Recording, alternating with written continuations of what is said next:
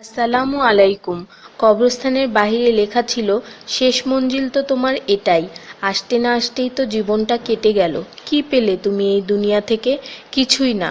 দেখতে দেখতে সবাই তোমাকে ছেড়ে চলে গেল। কবরের ডাক। তুমি কি কখনো আমায় মনে করেছিলে? তাহলে শুনো, আমার মধ্যে গহীন অন্ধকার, নামাজের আলো সাথে নিয়ে এসো। আমার মধ্যে অস্বস্তি বিদ্যমান, তাই কোরআন তেলাওয়াত সাথে নিয়ে এসো। আমার মধ্যে আছে বিষাক্ত পোকামাকড়, সাপ বিচ্ছু, তাই সাথে করে রাসূল সাল্লাল্লাহু ও আহলে বায়তের প্রেম নিয়ে এসো। আমার মধ্যে আছে আগুন, তাই খোদাভীতির শীতল পানি নিয়ে এসো। মেসেজটি নিজের মোবাইলে সংরক্ষিত কন্টাক্টের সব মুসলিম ভাই বোনদের সেন্ড করুন। কে জানে, হয়তো কেউ আমল করাতে আপনারও গুনাহ মাফ হয়ে যেতে পারে।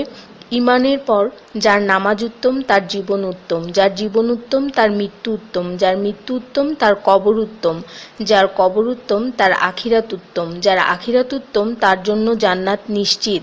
সো ডোন্ট মিস নামাজ। সোয়াবের জন্য হলেও অন্ততপক্ষে একজন বন্ধুকে তো অবশ্যই এই মেসেজটি সেন্ড করুন। আল্লাহ আমাদের উপর সন্তুষ্ট হন, আমিন। 5 জায়গায় হাসাহাসি করা সাধারণ গুনার চেয়ে 25 গুণ অন্যায়। 1. কবরস্থানে, 2. জানাজার পিছনে, 3. কোনো মজলিসে, 4. কোরআন তেলাওয়াতের সময়, 5. মসজিদে।